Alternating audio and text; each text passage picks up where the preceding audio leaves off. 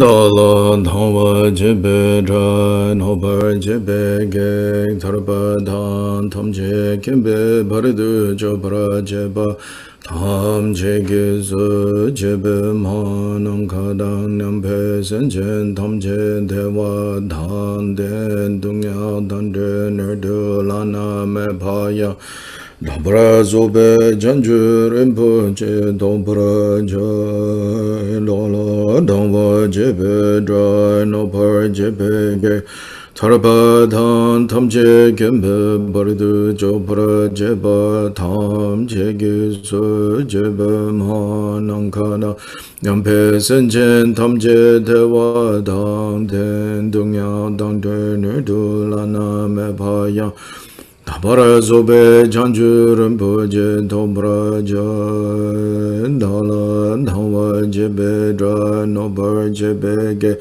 Tarpa Dan Tam Je Gembe Bardu Jobra Jeba Tam Jege Su Jebe Manankada Nampe Senjen Tam Je Dewa Dan Den Dunya Dan De Nerdu Lana Me Baya Dabra Zobe Janju Rinpoche Dobra Jai De Je De Sama Geki Bardu Lunga Yisum Gewala Ko Mashi Bardu Lunga Yisum Gewala Ko Tu Dering Ne Sunte Nema Santa Samgi Bardu Lunga Yisum Gewala Ko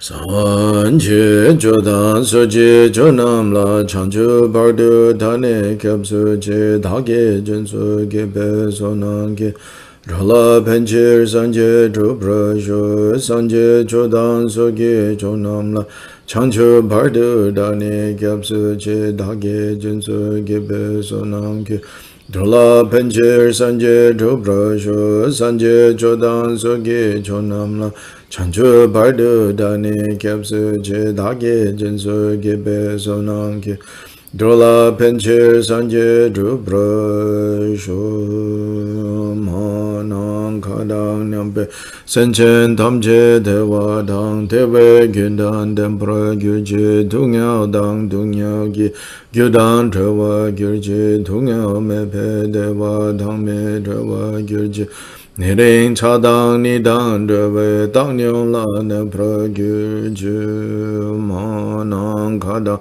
Nampe Senchen Tamche Dewa Dang Tewe Gyudan Dempra Gyurje Tungyao Dang Tungyao Gi Gyudan Trewa Gyurje Tungyao Mepe Dewa Dang Me Dewa Gyurje Niring Chadang Nidang Dewe Dang Nyong La Nepra Gyurje Manang Kadang Nyampe Senchen Tamche Dewa Dang Tewe Gyudan Dempra Gyurje Tungyao Dang Tungyao Gi Gyudan Dewa Gyurje Tungyao Mepe Dewa Dang Me Dewa Gyurje Niring Chadang Nidang Dewe Dang Nyong La Nepra Gyurje.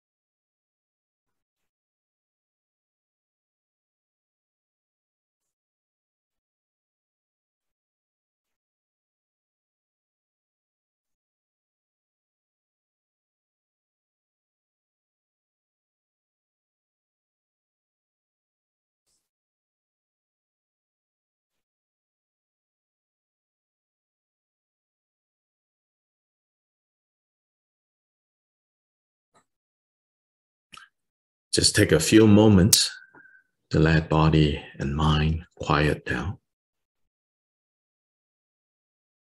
To let body and mind settle into their own places.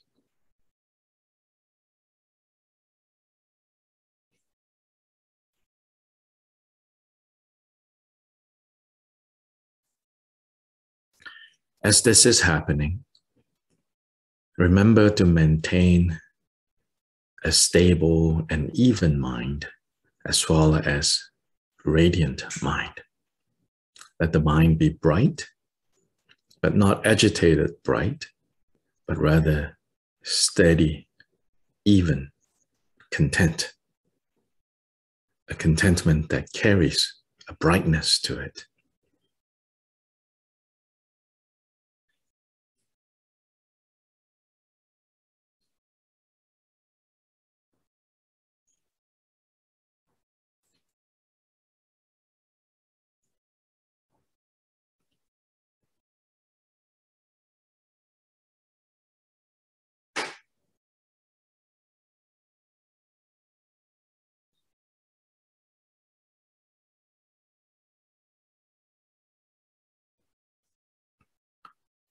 As you work on maintaining that, allow body and mind to settle, to become quiet, to become at ease.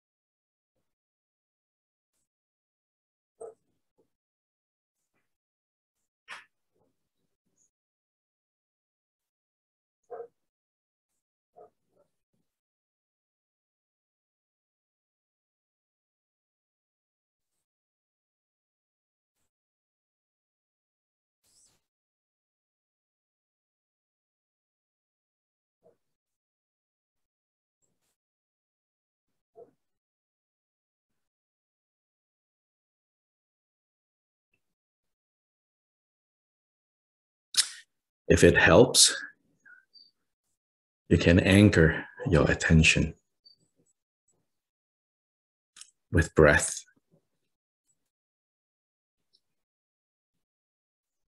Giving your mind an object, the object of breath, the process of breathing, arising and ceasing, arising and ceasing.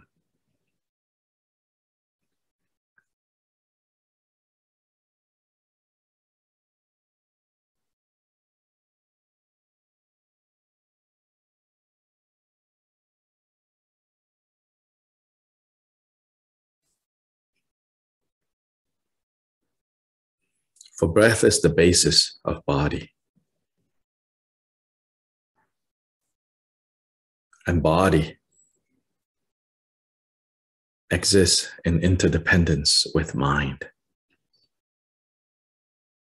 And since right now, mind itself is not such an easy process for us to handle, so we begin with first learning about the processes of body, of which the process of breath is the most basic.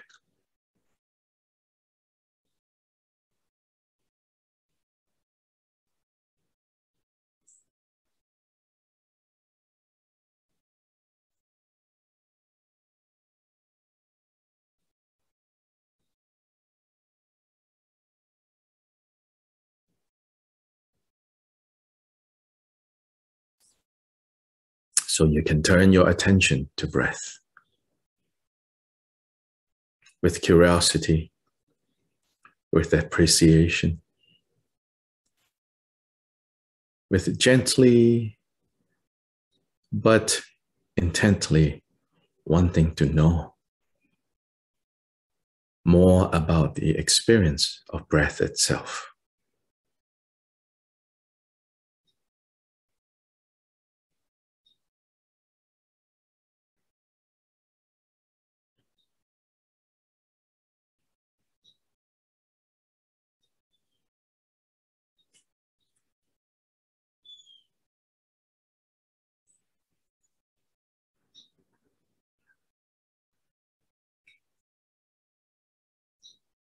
Especially at the beginning, it is not a single focus practice, even relating to breath, but rather allowing yourself to see all the differences with every breath and every part of breath. And then using this to cultivate different positive, productive, supportive mind states, including sometimes you feel a sense of gratitude for something that is as simple and often we take for granted as I can breathe. Breathing is going on.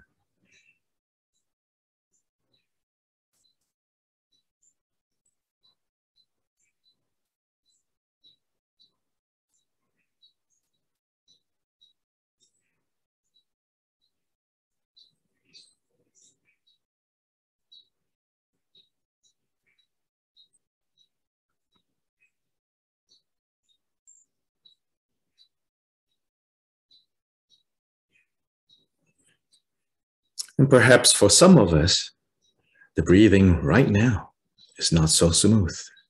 It's choppy. Maybe because of a physical condition. Maybe because of a mental, emotional blockage. But it's okay. Here we are, turning our attention to breath, turning to breath as if they are our most precious children, and saying, we're giving time to you now.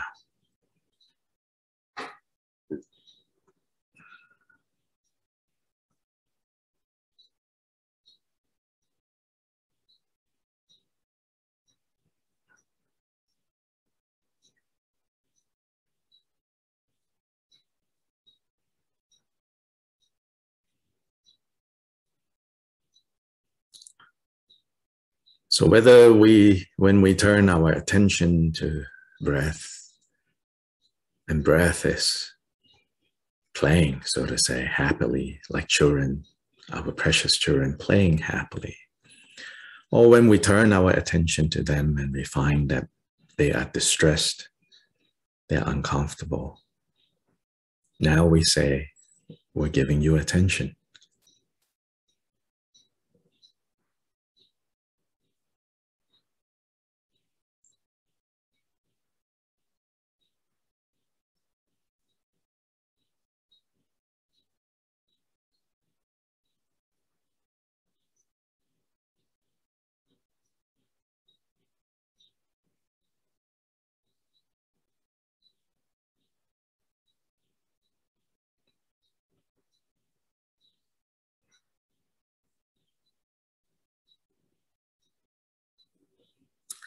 I am here, and this time is for you.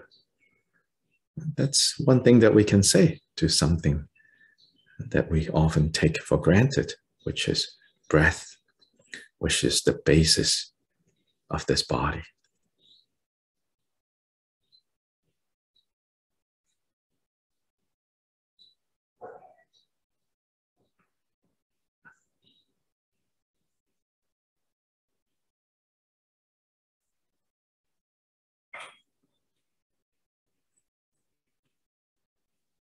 And breath in the Buddhist context is not just the oxygen that goes into our lungs that then come out as carbon dioxide.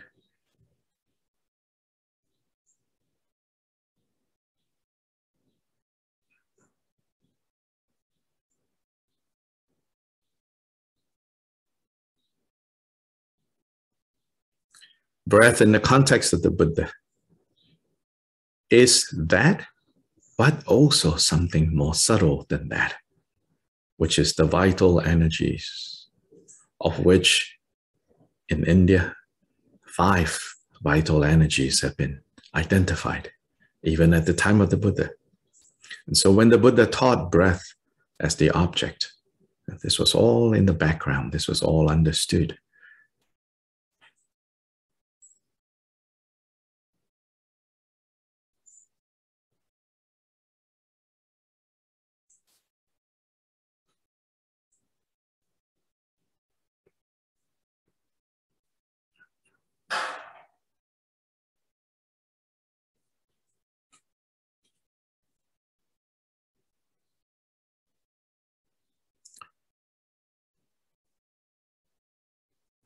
That through the movements of these 5 types of vital energies, that all the processes necessary for the body to continue functioning actually functions.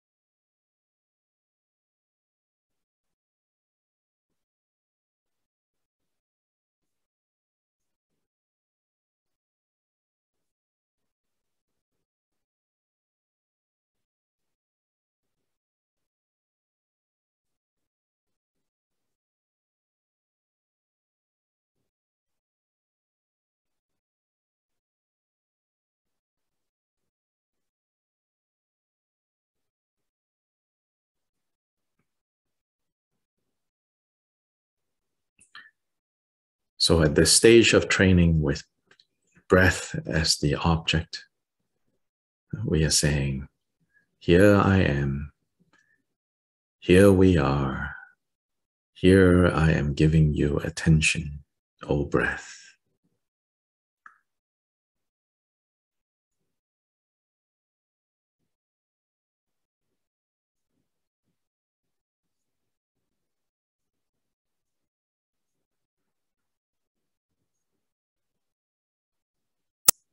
It would be wonderful if I see you playing happily, contentedly. But it is also fine, because I'm now here to pay attention. If for some reason you are not happy, you are agitated,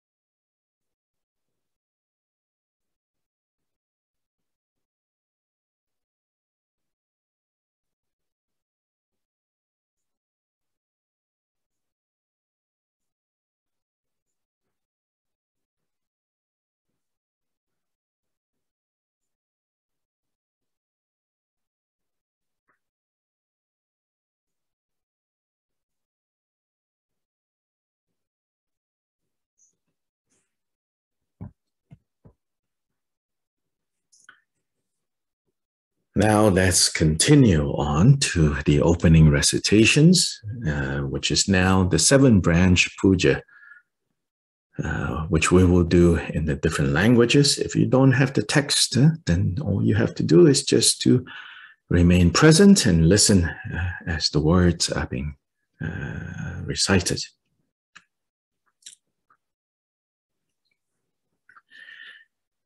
In all the worlds of the 10 directions reside Tathagatas of the 3 times before each of you, lions among humans. I prostrate joyfully with body, speech, and mind by the power of this aspiration to noble deeds. All conquerors appear vividly in my mind with as many bodies as there are atoms in all lands. I prostrate to all you conquerors. In each atom are Buddhas numberless as atoms, all in the midst of the heirs of the Buddhas. Thus I conceive of this Dharma Dhatu as completely filled with you conquerors. In this way, with infinite oceans of praise and oceans of diverse melodies, I sing the excellent qualities of all you conquerors and praise all of you gone to bliss with the best flowers and best garlands, best music, ointments, and excellent parasols, finest lamps and superior incense I offer to you conquerors, with excellent garments and best fragrances, and sandalwood powder heap high as Mount Meru. All wondrous offerings perfectly arranged I offer to you conquerors. These vast and unequal offerings to each and every one of you conquerors, with the power of conviction in noble deeds I prostrate and offer to all you conquerors all the harmful deeds that I have done with my body, speech, and mind under the power of desire, hatred, and ignorance. I confess each and every one of them. I rejoice in all the meritorious deeds of all conquerors in the 10 directions, and the heirs of the Buddha's solitary realizers, here still in training and beyond, and all wandering beings. You who are lamps of the worlds of the 10 directions, who have unobstructedly attained Buddhahood through the stages of Bodhi, all you who are my protectors, please turn the unexhaled wheel of Dharma. With palms together, I earnestly beseech you who may intend to manifest final nirvana. Please remain for as many eons as there are atoms in the world, for the happiness and well-being of all wandering beings, whatever slight virtue that may have been gathered through prostrating, offering, confessing, rejoicing, requesting, and beseeching, I now dedicate to complete Bodhi.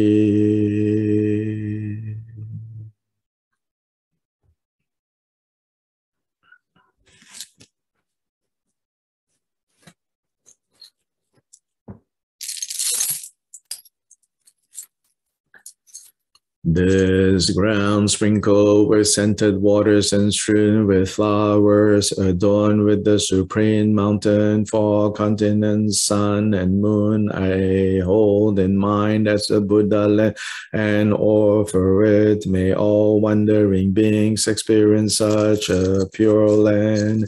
To the Gurus who possess the 3 kayas, I offer the outer, inner, secret, and thusness offerings with my body, wealth, and all phenomenal existence. Please grant the unsurpassed supreme attainment, whatever slight virtue I may have gathered through prostrating, offering, confessing, rejoicing, requesting, and beseeching.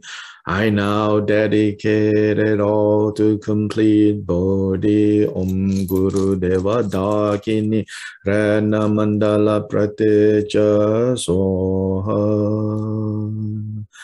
Please turn the wheel of Dharma of the greater, lesser, and common vehicles in accordance with the dispositions and mental capacities of sentient beings.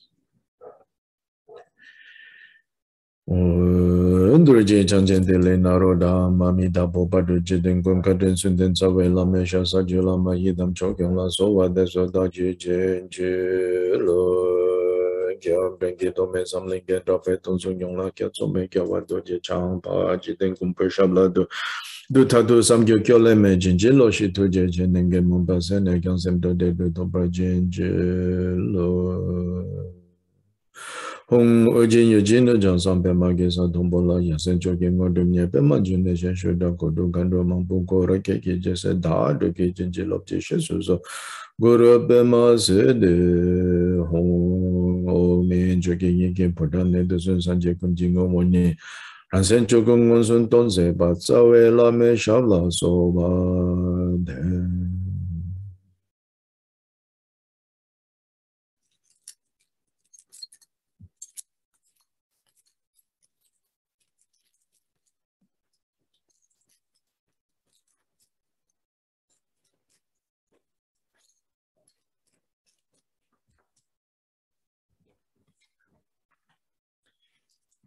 good evening, good morning to everyone. So now we continue with the Bodhicharyavatara, chapter 7. We have started chapter 7, which is the chapter on diligence or effort called virya in Sanskrit. As I pointed out at the end of last class, in terms of seeing how the 10 chapters of Bodhicharyavatara as being summarized by this very famous Bodhicitta dedication, which says, excellent and precious Bodhicitta, first line, where it has not arisen, may it arise, second line, where it has arisen, may it not decline, and ever increase higher and higher. These 4 lines. So now we are at the point of ever increase higher and higher. The 4th line of that prayer.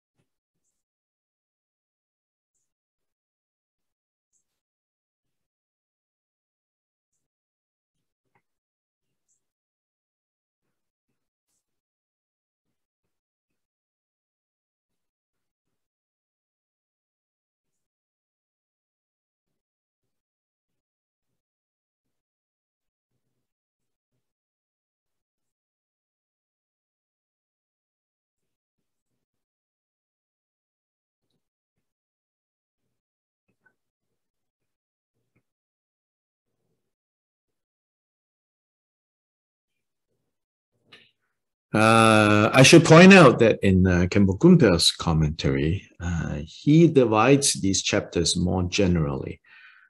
In his commentary, he says the first 3 chapters of Bodhicharyavatara is where it has not arisen, may it arise. Then the next 3 chapters, where it has arisen, may it not decline. And then the last, and then the chapter 7, 8, 9, may it increase higher and higher. And then the way I will further kind of divide this, I will divide this as I have done with saying that chapter 1 is the excellent and precious bodhicitta. Then 2 and 3 is where it has not arisen, may it arise. So one kind of further division, just for your information. We don't need to be so rigid.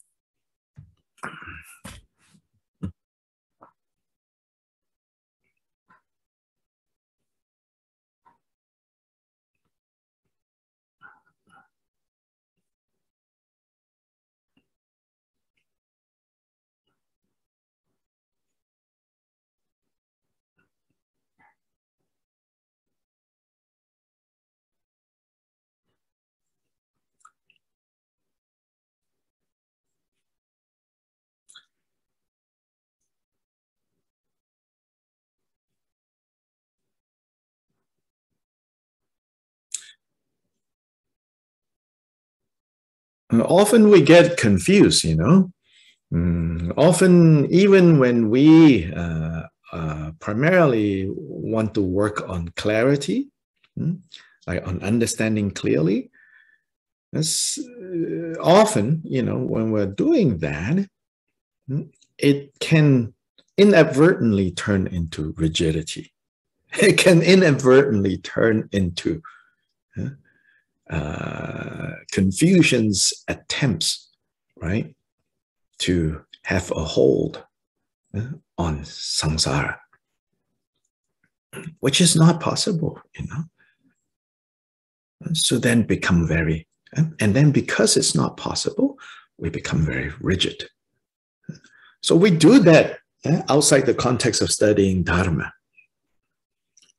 But then, what we often don't notice is it even happens in the way we learn, we listen to Dharma, we make Dharma part of our being, that we get confused and easily in seeking clarity and understanding, we accidentally go too far and emphasize, turn into rigidity.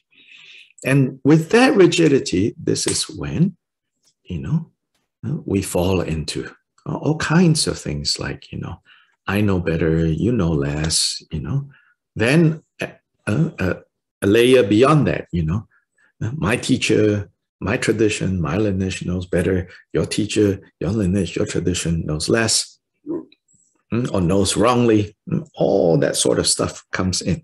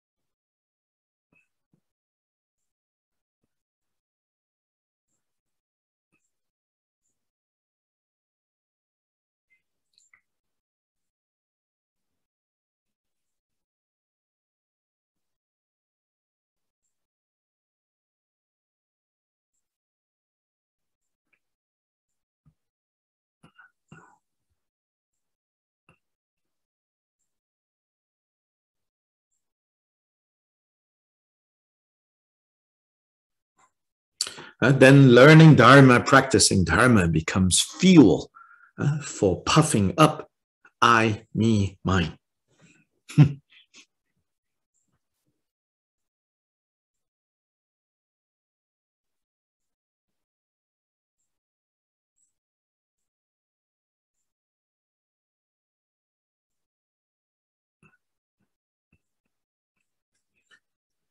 Then, finish.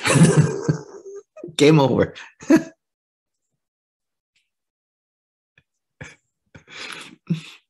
Now, actually, it's never game over, okay?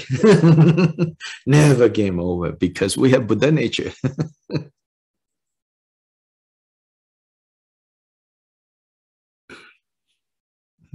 The thing about game over is it just means, you have to start from level 1 again.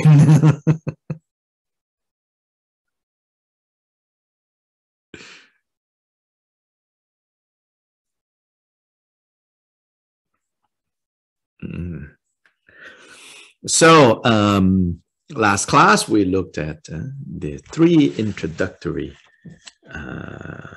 stanzas of chapter 7. Then we had an overview of the verses 4 to 14, which Khenpo Kunpel has identified as 4 to 14 as that section that Shantideva will talk about, the antidote that is necessary to counteract the kind of laziness, the first type of laziness, right? Shantideva identifies 3 types of laziness. The first type of laziness is the type of laziness that we ordinarily think of as laziness, which is not wanting to do anything, not wanting to exert any effort, not wanting to take advantage, of the conditions that are conducive. Simply don't want to, just want to idle around. So this is the counteract. How to counteract this attitude of just like, it doesn't matter. Let's just relax and why? What's the hurry? Like it's okay. Tomorrow. There's tomorrow. I know, as I said in in Spanish, mañana,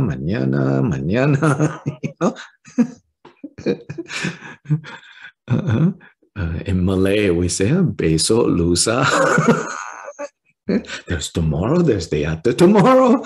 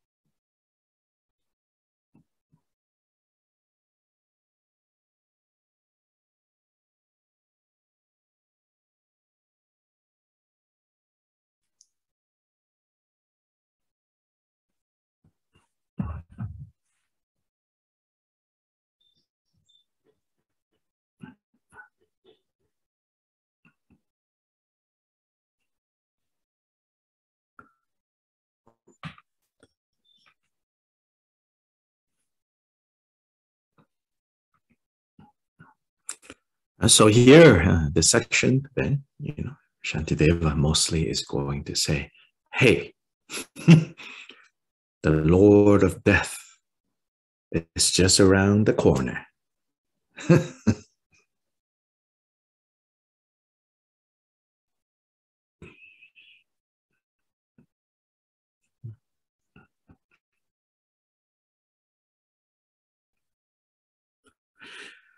The Lord of Death is not just limited to literal death, which is, you never know which corner this guy is hiding.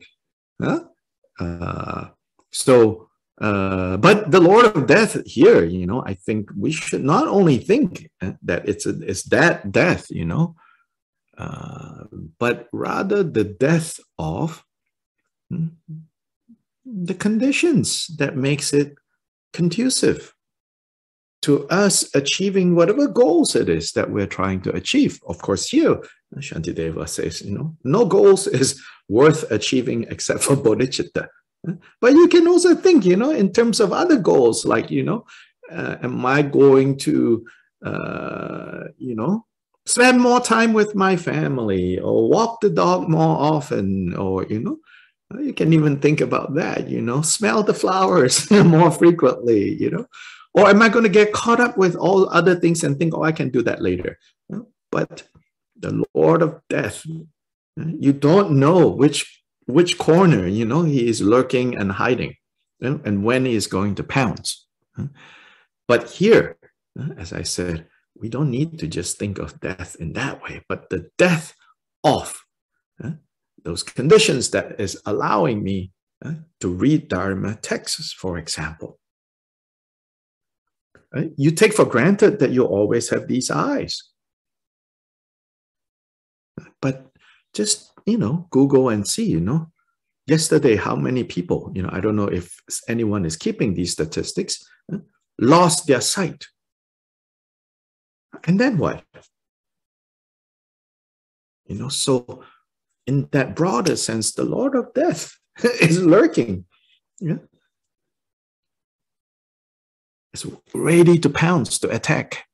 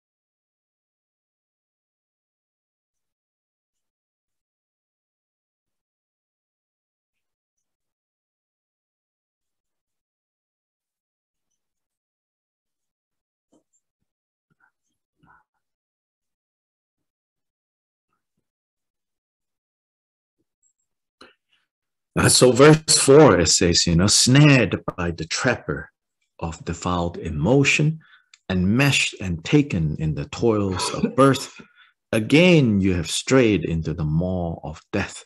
What is it? Have you still not understood? Like, do you not get it? How easily we become trapped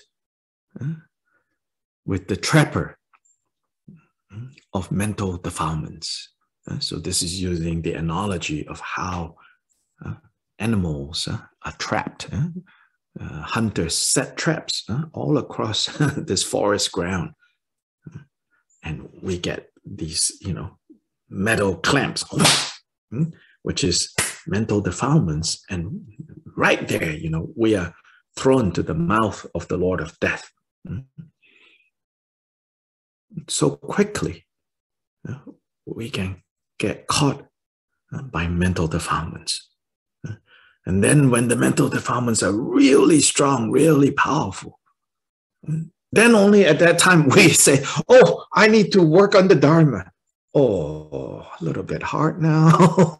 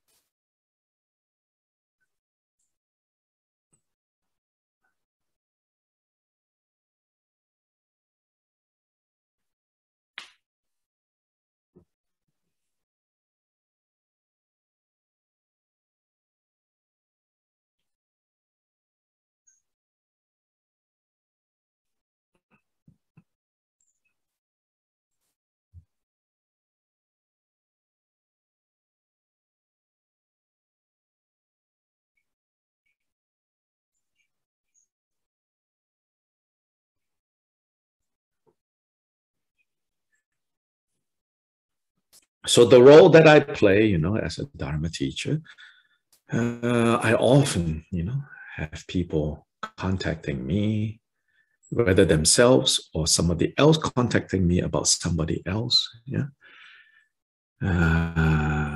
expressing worry that things are going wrong in their lives and they don't want to practice the Dharma. Now, first of all, I want to say, I understand that, totally understandable. Then secondly, sometimes when I ask more, I say, what do you mean don't want to practice Dharma? Often that means they don't want to chant mantra, especially if it is Tibetan. People practice in the Tibetan tradition. And say, oh, they don't want to chant mantra, they don't want to do their sadhanas, or they don't want to fill the water bowls in their shrine, or, usually things like that. Then I would say, well, that doesn't mean that they're not practicing the Dharma. It just means some aspects of Dharma practice, they're not inspired to do right now. Yeah, so there's that. And if it's that, I said, no, that's okay. Dharma practice includes those things, but aren't necessarily those things.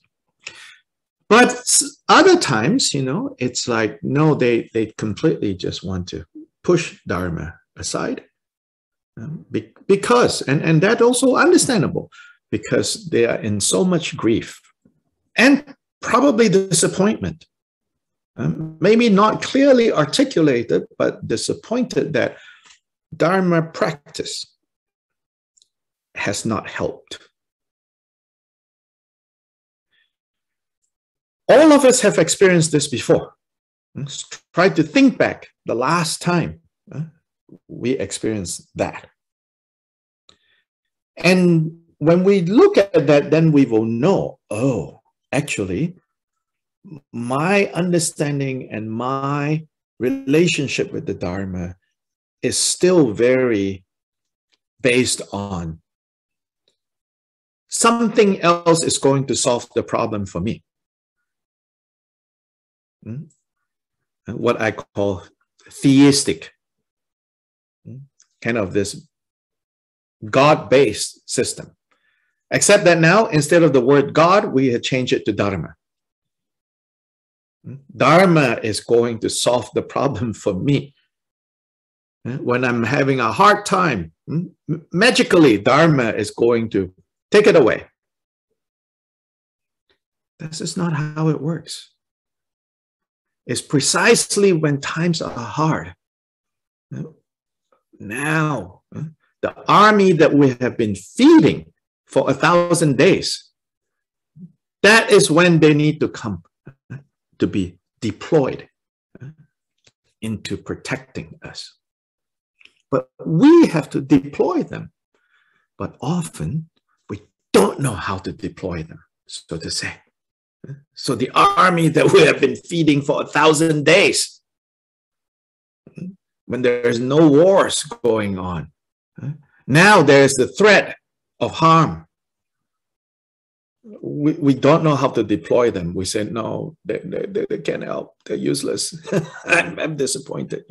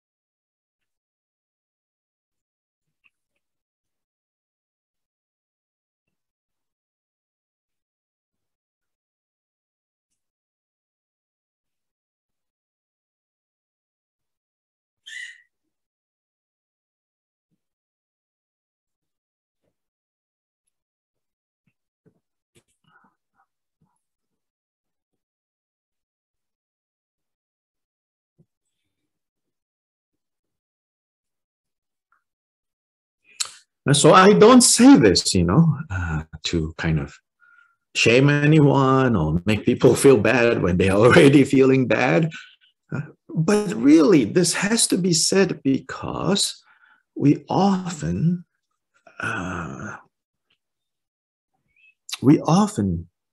misunderstand, how Dharma practice works.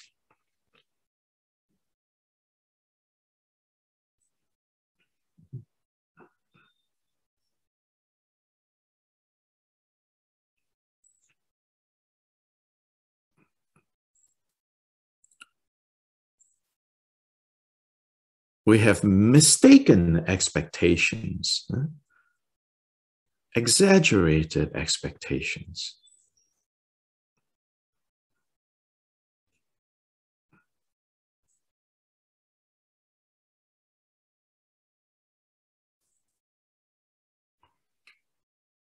And so we need to again and again go back to deepening the mind, the heart, the attitude of taking refuge in Buddha, Dharma, Sangha.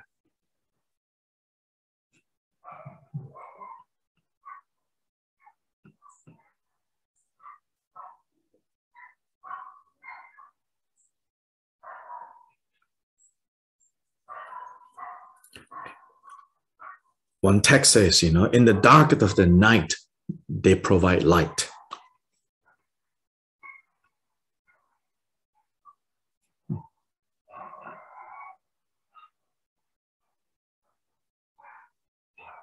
And that means, they provide light.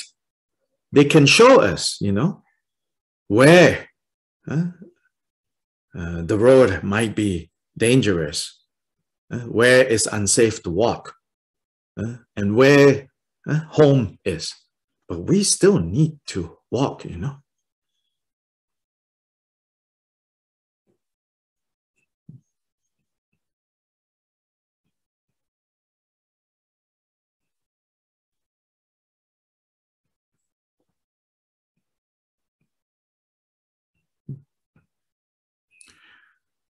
Then it says like the three jewels is also, like a raft, a boat in the turbulent seas of confusion.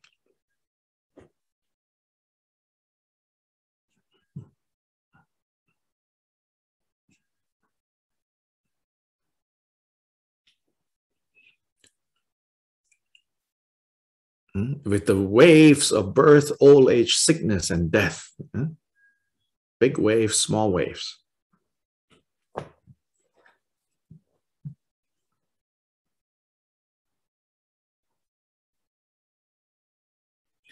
But we still have to navigate this boat to the safety of the shore.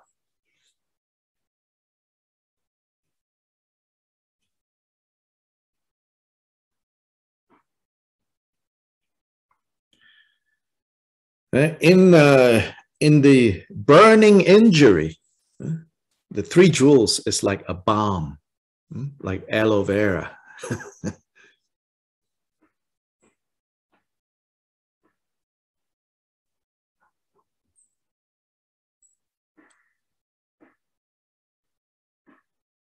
But we still need to apply on schedule 3 times a day and with patience. Wait for it to do what it can do.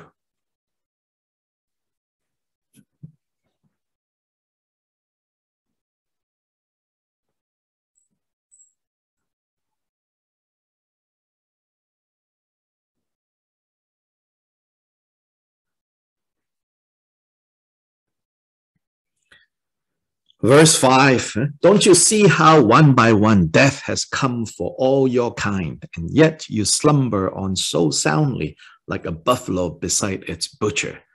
Very strong imagery here, and again here, death has come for all your kind, all you humans, one by one. Death has come and taken, and still you slumber like oh, so comfortable, you know, like a cow about to be slaughtered. You know, it says, why are we doing this? So here again, you know, it's not just the big death, you know, where the people who survive you have to, you know, do a lot of paperwork. Sometimes paperwork is more scary than death, I think. But anyway, that's a side point. But the other kind of deaths, you know, like all the conducive situations, conditions that we now have, the leisure and the endowments that we have, one by one, death is going to take them away. How can you idle away?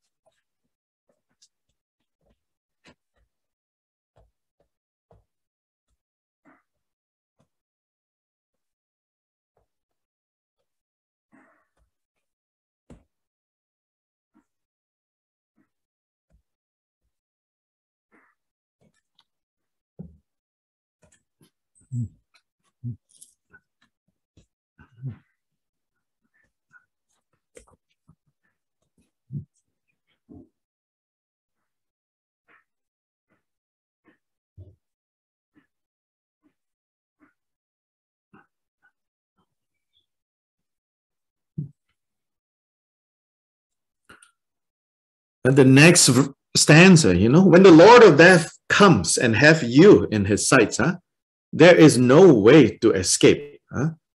Even if you try to fly, it's all blocked.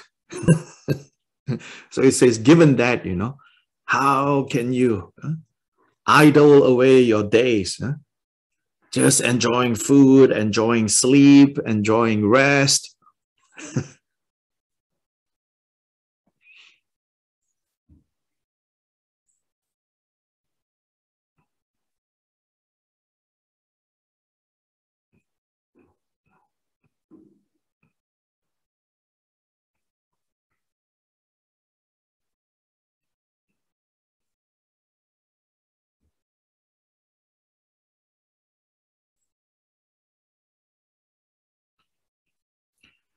But remember last class, you know, I said that this section, right, where he seems to be attacking, sleeping,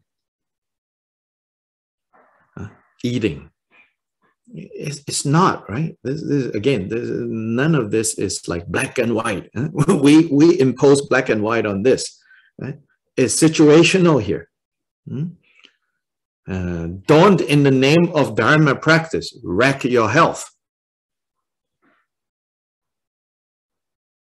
Yeah, so already most of us, you know, and probably not so much in Shantideva's time, already most of us, you know, cannot get a proper night's sleep. So the goal is not to, you know, scare you out of getting good sleep. Here is talking about idling away the day.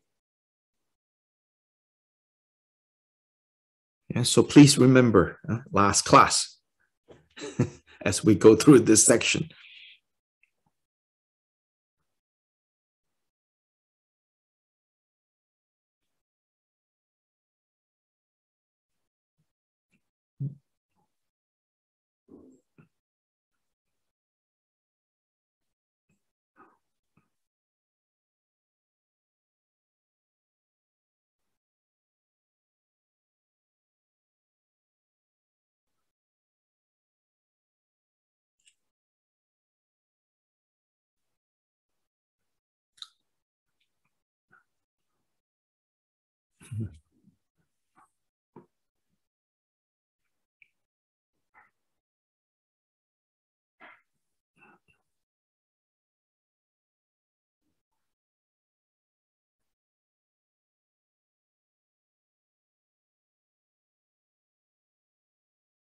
Verse 7, death will swoop on you so swiftly.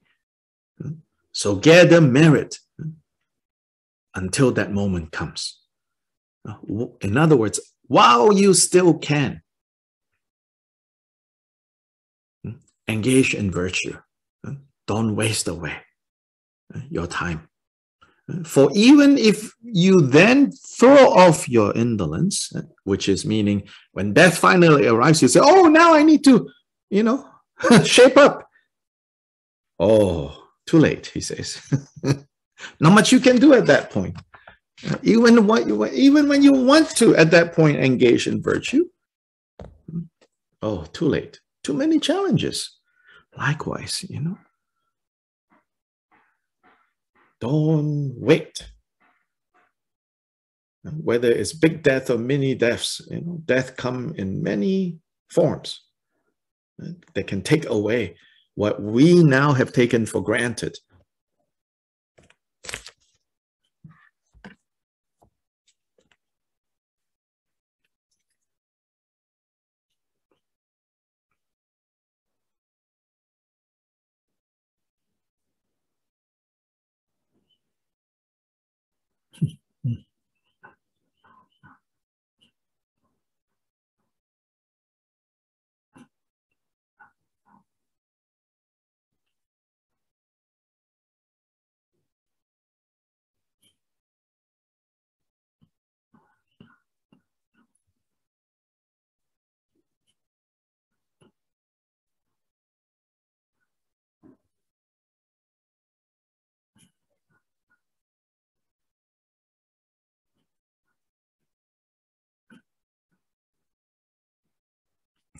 Verse 8 is about all the regrets that we will have when it's too late.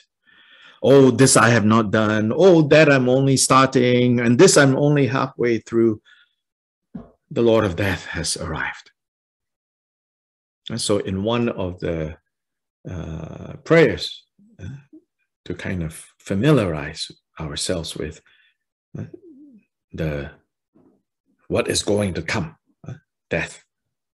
And also, what are all the different experiences that will arise at the time of dying? So these are the Bardo instructions in the Dugong Dhammakirti Wednesday night, Thursday morning in Asia group that we have. We've been looking at this Bardo texts. So it's to familiarize, to practice, to meditate on this process. It says, when the time comes, regret is one of the greatest burden that you have to bear. So may I now work on being free of regrets.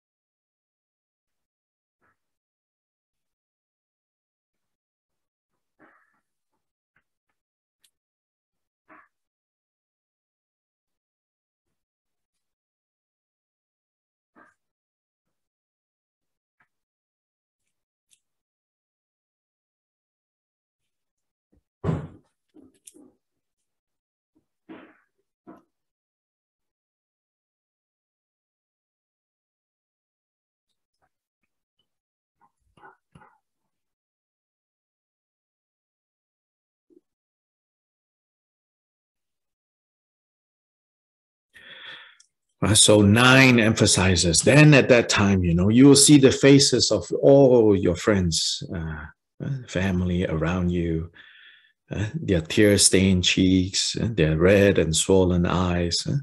And they will also be in such a distress knowing that they will be losing you. And at that time, then the Lord of Death comes. And then what?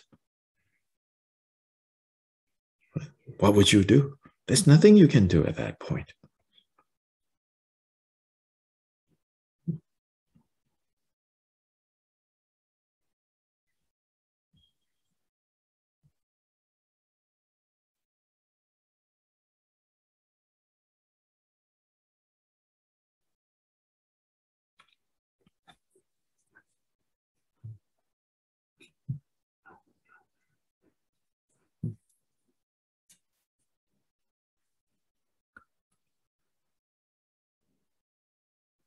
Verses 10 and 11 is about how the karmic, negative karma that you have created in the past. It said that in the moments or in the days, sometimes weeks leading up to death,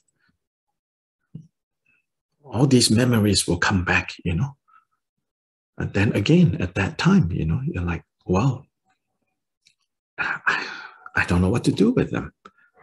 So the point now is, now that things are well, right? We remove them, we cleanse them. We remove the stains of these negative karma that has been created. We remove the mental defilements that created them. Now, we should not idle away our time.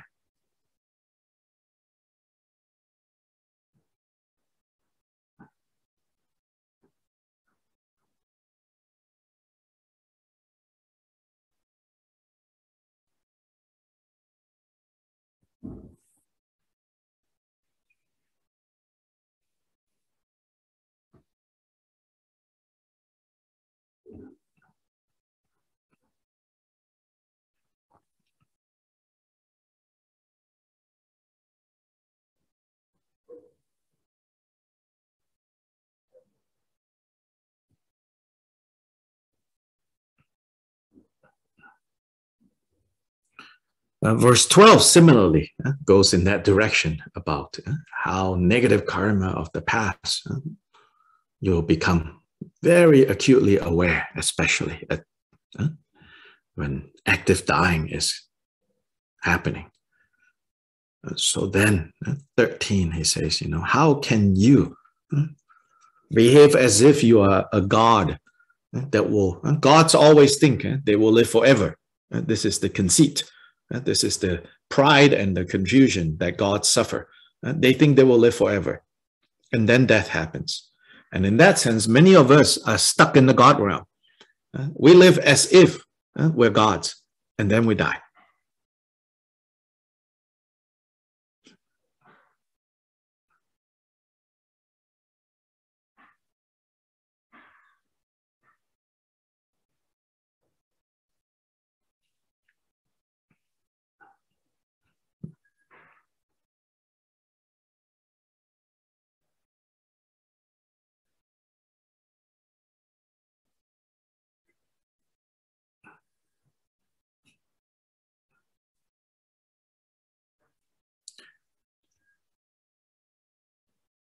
So verse 14 summarizes this section by saying, now take advantage of this boat, this human existence with leisures and endowments that you already have, and free yourself from sorrow's mighty stream, because you're not going to get this again. So don't idle away in sleep. Sleep again, literal sleep. Yes, indolence of that sort, but more than that, sleep in the state of not knowing. Don't idle away simply because things are relatively comfortable. But instead, don't waste this opportunity.